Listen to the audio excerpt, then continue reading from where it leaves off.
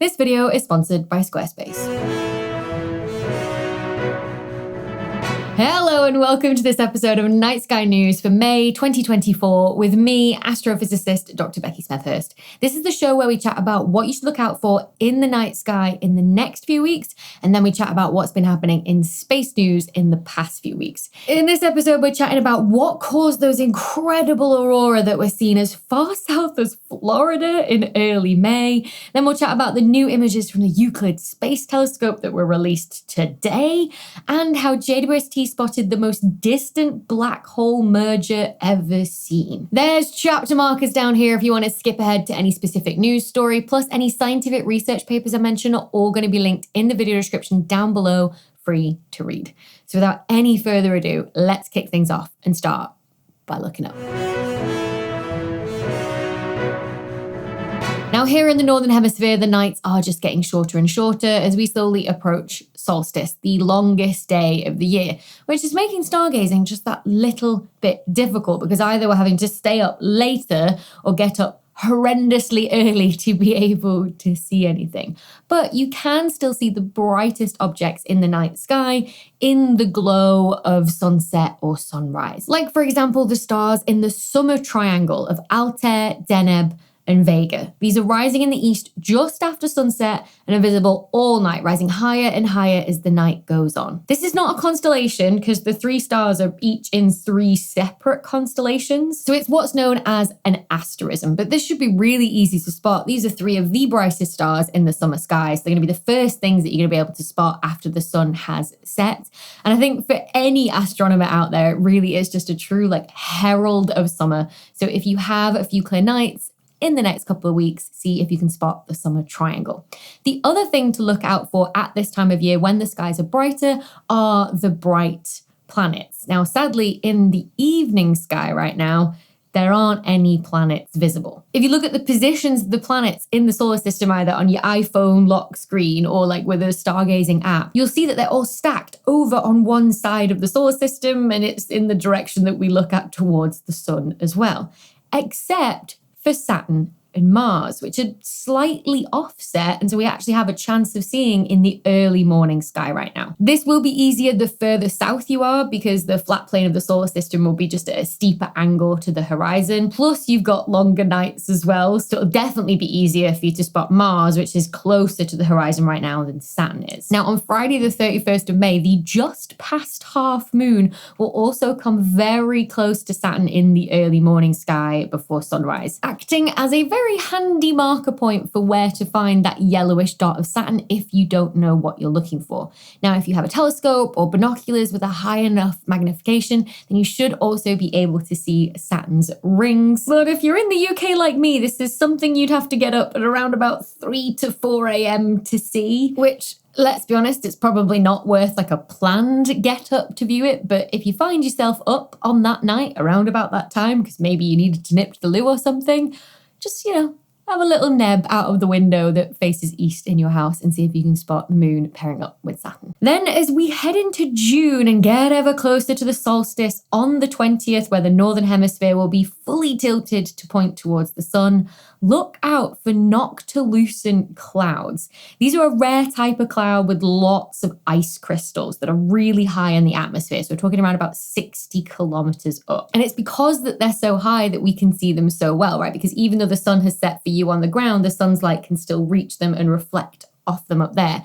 And considering the fact that the sun doesn't go that far below the horizon at this time of year, at these latitudes up here anyway, it means you've got these perfect conditions for spotting noctilucent clouds at this time of year. Noctilucent literally means night shining in Latin. They become visible about the same time as the brightest stars do, and they usually have this sort of bluish or silvery glow to them.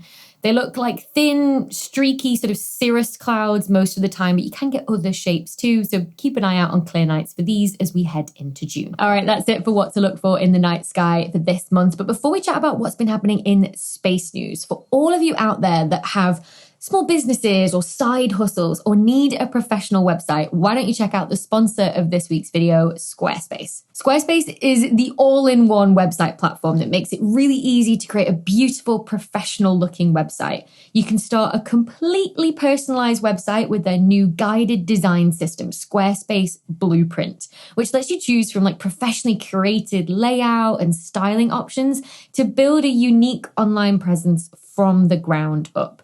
It can be tailored to your brand or business, and it's also optimized for every single type of device. They even have Squarespace courses with all the tools that you need to create and sell your own online course to help you take what you know and turn it into income. Plus, you can easily launch your website and get discovered fast with integrated search engine optimization tools so that you show up more often to more people. I also love how they provide analytics for your website where you can get insights on top traffic sources or understand how your reach is growing and track any sales metrics. So head to squarespace.com for a free trial. And then when you're ready to launch the website that you've created, head to squarespace.com/Dr. Becky and you'll get 10% off your first purchase of any website or domain. So thank you so much to Squarespace for sponsoring this video. And now let's come back down to earth and chat about what's been happening in space news in the past month. All right, we've got to talk about the Aurora. The northern and southern lights that we're seeing by millions around the globe this month as a solar storm caused them to be seen much further away from the polar circles in places like here in Oxford and as far south as Florida in the northern hemisphere and as far north as the southern coast of Australia in the southern hemisphere. I think we were all a little bit shocked at what we'd actually managed to see. Aurora Borealis. At this time of year, at this time of day, in this part of the country, localized entirely within your kitchen.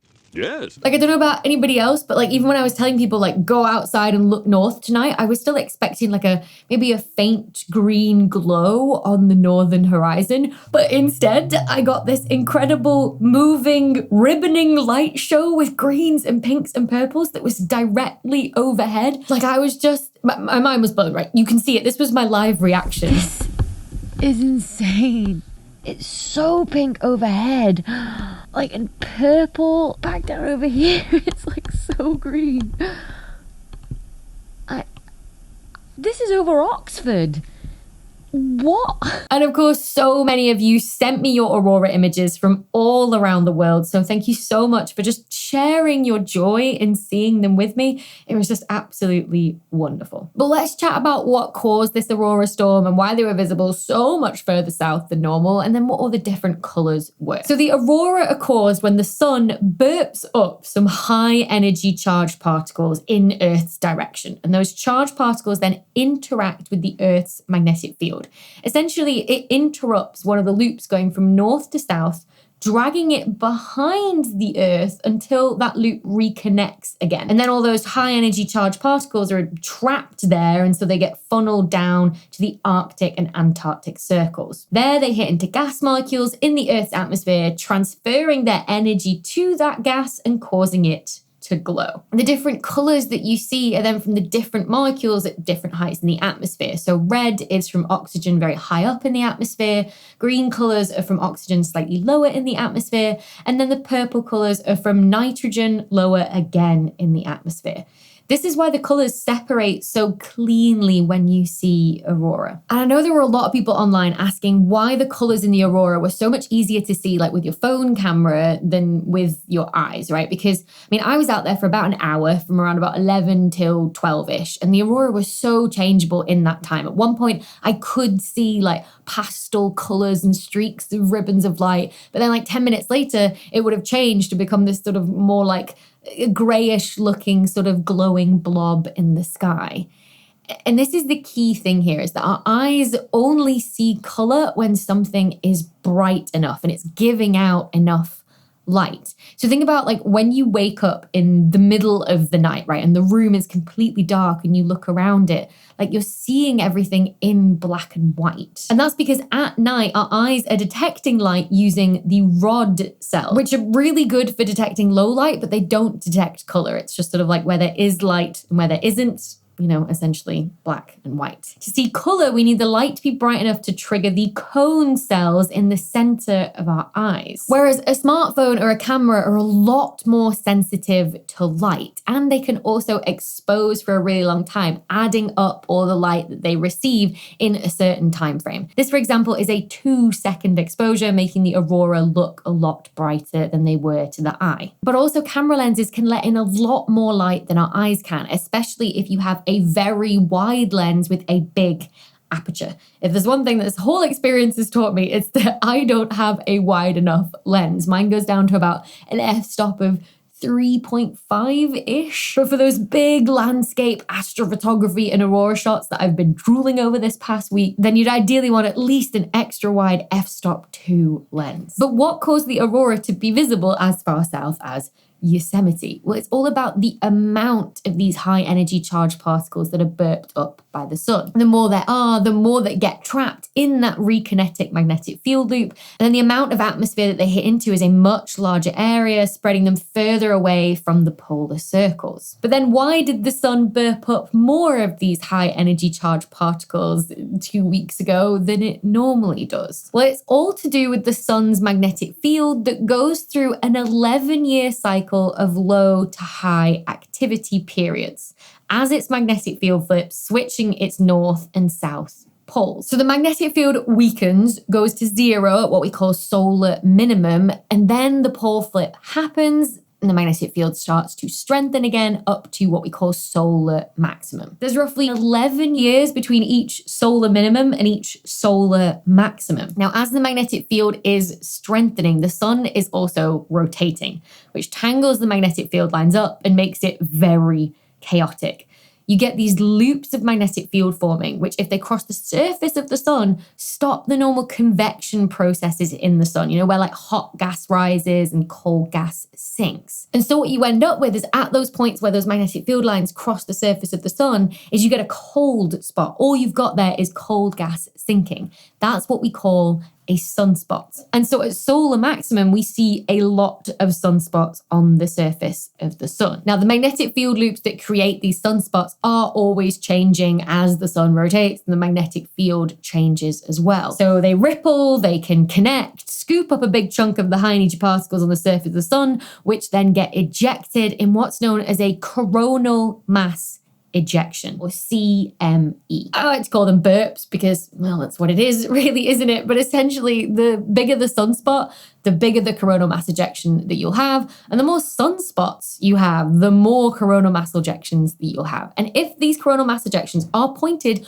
towards Earth, that means more high energy particles come our way. We are more likely to see the aurora. And if there's enough of them, then we're likely to see them further away from the typical polar circles. And when you have a coronal mass ejection, it often comes along with a bright flash of light, especially for the biggest of the coronal mass ejections. These flashes of light are called solar flares, and we detect these on Earth after about 8 minutes, the time it takes light to travel the Earth-Sun distance. Whereas the high energy particles in the coronal mass ejection travel much slower. They take about 2 to 3 days to reach Earth's atmosphere from the sun. And so this is why we actually get a little bit of an advance warning if we do detect a solar flare. This is why everyone was shouting on like Thursday and Friday, like, go and look north on Friday night, you might see some aurora. And especially if we do detect a very strong solar flare as well, something that we call an X-class solar flare, like the strongest of solar flares that you can get. This is what happened in early May. So from the 7th to the 11th of May,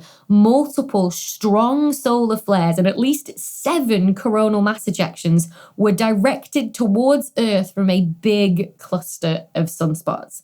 8 of the flares in this period were the most powerful type, X-class flares, with the strongest peaking with a rating of X 5.8. The coronal mass ejections that accompanied those flares carried a bucket load of high energy particles towards Earth, which is what caused the aurora that many of us saw. Since then, that same cluster of sunspots has actually released many more large flares as well, including an even stronger X 8.7 flare, the most powerful flare seen this solar cycle so far, on the 14th of May. But this flare and its accompanying coronal mass ejection were pointed away from Earth when it happened, which is why we didn't get very strong aurora a couple of days after it. But it is very likely that as we ramp up towards the solar maximum in 2025, we are going to get another very strong solar flare that produces aurora that will once again be visible at lower latitudes than normal.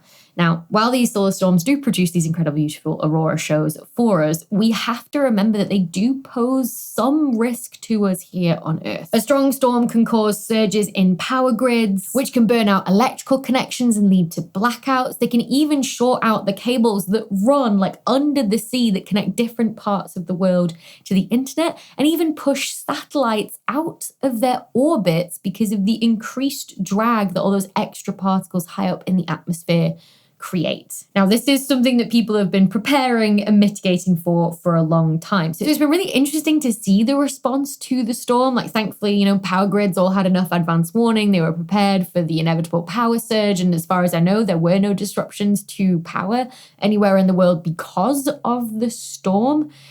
In terms of other tech, a lot of the big companies have been very quiet in terms of what the exact impact was. For example, SpaceX's Starlink satellites were reported to have weathered the storm, but that was really the only detail we got. But the Hubble Space Telescope wasn't as lucky. So all satellites have some drag on their orbit, which means they're not staying in sort of this perfect circle. Their orbit is decaying ever so slightly to spiral them back inwards, just because there is some very thin atmosphere up there, which as those atmospheric particles hit into the satellite does cause a little bit of drag and slow them down. If you add in extra particles from the sun that the sun's burped up in a coronal mass ejection, it makes that drag worse. And in Hubble's case, its orbital decay rate doubled during the solar storm, which could reduce the amount of time that we have left with Hubble using as a scientific observatory, especially if we have more strong solar storms in the next few years with the solar maximum. All right, moving on now, and let's talk about the Vera Rubin Observatory, which this month passed a big milestone during its construction as the first reflective coating was applied to the glass of the primary, meaning that the telescope has a mirror for the first time. The mirror is obviously the key component of a telescope. It's what collects and focuses the light down to the telescope's detectors. So first, the team applied an adhesion layer of nickel chromium to the blank glass. Then they applied the reflective layer of silver. Now, this reflective layer is incredibly thin.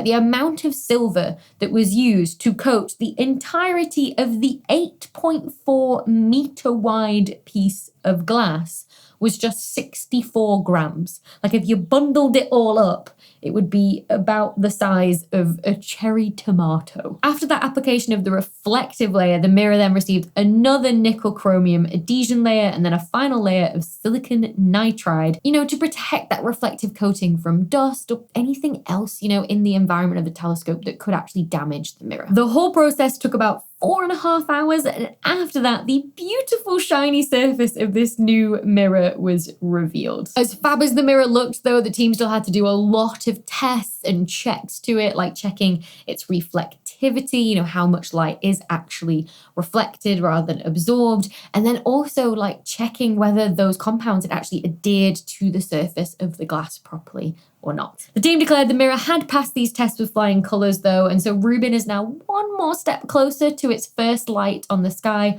hopefully by the end of 2024, maybe early 2025, from when it should start operations of its one job of surveying the entire sky every 3 days to look for things that move and change, hopefully by August 2025. A telescope that's much further along in that process, though, is the Euclid Space Telescope, which launched last July 2023, made its way to Lagrange Point 2, where JWST is also hanging out, and has begun to take its survey of the sky. The idea behind Euclid is essentially to get the equivalent of the Hubble Ultra Deep Field, but for the entire sky where it's possible to do so. About 6 months ago, in late 2023, we got the first science images from Euclid. That means images that were good enough to do science with after all the rigorous calibrations had been done. Now it started its science operations, taking the data for that survey of the sky, similar to what Rubin is doing. And slowly each year, the team will publicly release chunks of that data.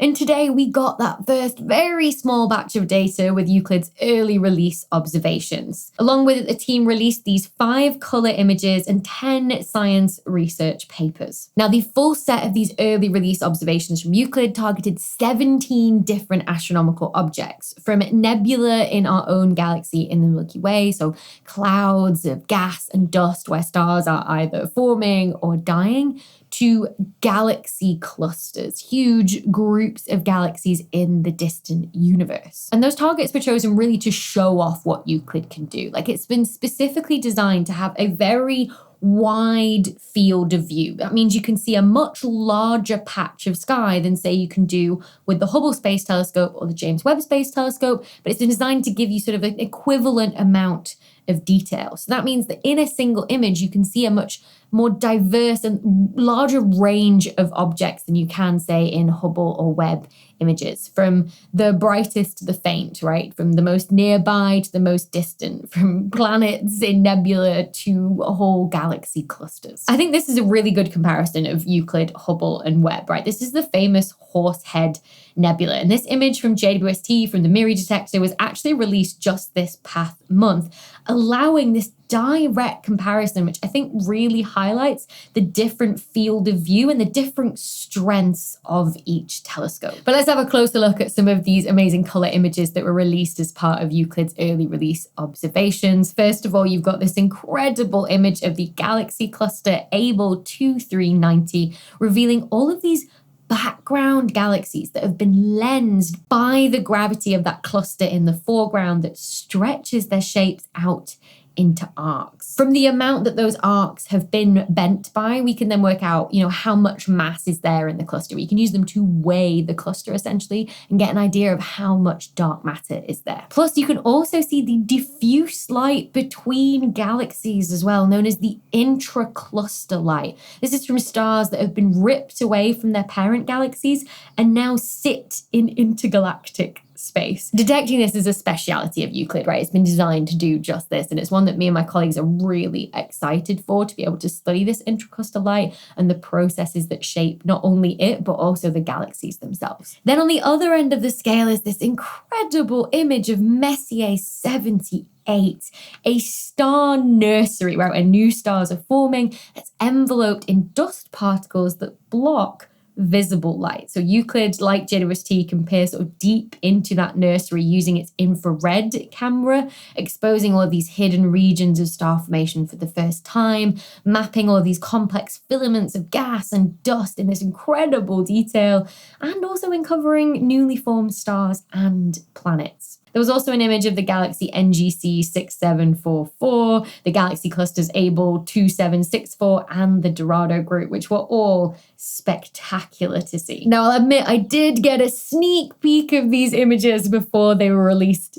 today, so I had a chance to make this video, but I didn't get a sneak peek at any of the scientific research papers that the Euclid team had written. So once I've had a chance to read those, I'll report back here on my channel, so make sure that you're subscribed so you don't miss out on that. And finally, let's chat about how the James Webb Space Telescope, JWST, has spotted the most distant merger of 2 supermassive black holes. A sentence that is just so wonderful to be able to say. So this was a paper published by Ubler and collaborators that observed a galaxy 13 billion light years away from us. So because light takes time to travel to us, we're seeing that galaxy as it was when the universe was just 740 million years old. They used an instrument on board JWST called NIRSpec, which is a spectrograph. It takes the light from a galaxy and splits it into its different colors or wavelengths of light so that you can make a trace of how much light of each wavelength you get. A spectrum contains a huge amount of information about the object that you're looking at. So in the case of a galaxy, it contains information about how many stars are forming in that galaxy, or whether there is a growing supermassive black hole or not. But NIRSpec also has what's called an IFU mode, an integral field unit, where instead of just one spectrum per observation per object, you can take an image of an object and get a spectrum at each pixel in the image. You can also think of it like taking an image at every single wavelength or color. This allows you to resolve what's going on across an entire galaxy. So instead of just saying, okay, how many stars is the whole galaxy forming? You can say, okay, in this patch over here, how many stars are forming there? How many does the spectrum tell me are forming compared to over this side of the galaxy? But the focus in the UBLA study was supermassive black holes. So how do you spot a growing supermassive black hole in the spectrum of a galaxy? Well, you'll notice these big spikes in the spectra of galaxies. These spikes are where specific molecules are giving out a unique wavelength of light because they've been hit by a big burst of energy. That could be from stars that are forming. So stars are giving out energy that then hits into a nearby cloud of gas, say that contains hydrogen. The hydrogen absorbs that energy and then uses it to glow at that specific wavelength. In the exact same way the molecules in the Earth's atmosphere do to give us the aurora, like we were talking about before. The higher the peak of that spike or emission from that specific molecule, the more energy in a process there has to be to give you what you're seeing in the spectrum. So at a certain point, star formation alone can't account for the amount of energy you sometimes see in these spikes in galaxy spectrum. For that, you need a growing supermassive black hole. Because if the black hole's growing, then there's material spiraling around it, which is accelerated to huge speeds and so is superheated, and it starts to glow and give out a huge amount of energy in things like X-ray. But that energy can then impact with surrounding hydrogen gas and cause it to glow and give you one of those great big spikes in the spectrum again. And only that though, you can also have hydrogen spiraling around the black hole itself, which if that hydrogen is hit by some energy, it too starts to glow at a specific wavelength. But the hydrogen is moving as it spirals around the black hole. So some of it, as it glows, comes towards you and some of it is moving away from you, which means the light gets Doppler shifted, squished to shorter wavelengths when it's coming towards us and stretched out to longer wavelengths when it's moving away from us. So those sharp spikes can also get smeared out and broadened. And the amount it's broadened by tells you how fast the material is moving and therefore how big the thing is that it's moving around. So this combination of a broad hydrogen emission and then a huge narrow spike is the smoking gun of a growing supermassive black hole. But sometimes you don't see the broad emission that's from that hydrogen that's spiraling very close to the supermassive black hole that's actually moving, and we see it get broadened. And that's because there might be dust in the way that's blocking your view of that light. Instead, you only see the emission from hydrogen that's perhaps further out from that growing supermassive black hole. And so you only see that narrow emission that I was talking about before. In this distant galaxy that's been dubbed ZS7, Ubler and collaborators saw both of these signatures of growing supermassive black holes in their IFU data, but offset from each other.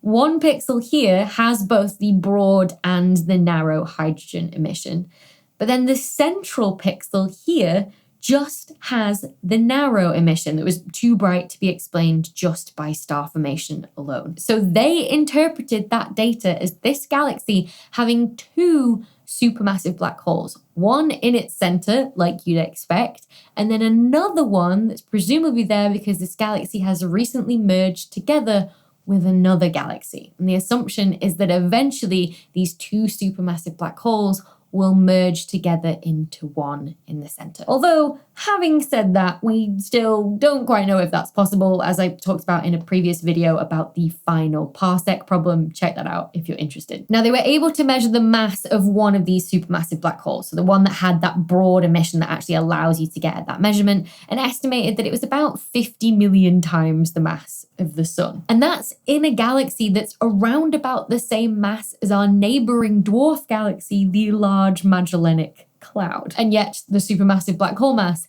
is bigger than the Milky Way's supermassive black hole at 4 million times the mass of the sun. So it's really interesting to think about like what's happened here and how this plays into, the evolution of galaxies and their supermassive black holes, especially in the very early days of the universe. Now, Ubel and collaborators argue that their results suggest that merging black holes must be an important process in the early universe for us to be able to spot this. But I can't help but wonder if the only reason we've spotted this is because this galaxy has had a merger. So there's lots of fuel around to grow these two supermassive black holes so that we can see them. Like, it could just be that it's low-hanging fruit, and actually that it might be a little bit of an oddball in the early universe. I don't think you can quite jump from what they've seen to like, this is a ubiquitous thing, or this is like the dominant process that's happening in the early universe. I don't think we know that just yet. Now, more observations of galaxies just like this will obviously help, especially to try and get at sort of like merger rates of supermassive black holes in the early universe. And of course, it's very exciting to think about the fact that the upcoming LISA Observatory, a space-based gravitational wave detector set to launch in 2035, may one day be able to detect the gravitational waves that would come from the merger of two supermassive black holes in the early universe, just like these ones. All right, that's it for Night Sky News for this month. As always, if you see any space news stories in your travels across the internet that you want me to explain in a future episode, or if you take any images of the night sky that you'd like to share, then tag me over on social media. Until next time, everybody, happy stargazing. Closer to solstice, ring solstice bell. Pastel colours. Pastel, not pastel. To British people, I don't know what we say sometimes. I've just watched too much American telly that I don't even know which way around it is anymore. I got that completely like the Aurora Borealis. At this time of year, in this part of the country, localized in your kitchen. After the pole flip, as the first reflective cloating sky, like similar to what Rubin is doing. Itchy nose. As always, if you see any my chair is still spinning, hang on. I was like, let's see if I forgot anything on the script. I should probably wear my new glasses. Oh God, they're so dirty. They need to clean. Wear my new glasses to read my screen, because apparently I've stared at screens for so long in my 10 years of academic life that I've ruined my eyes. Yay. It's not like here is absolutely fine, like distance is fine. Apparently it's that sort of like meter away thing where I need to worry. Go get your eyes checked, folks. Go get your eyes checked. I'm working late because I'm an astronomer.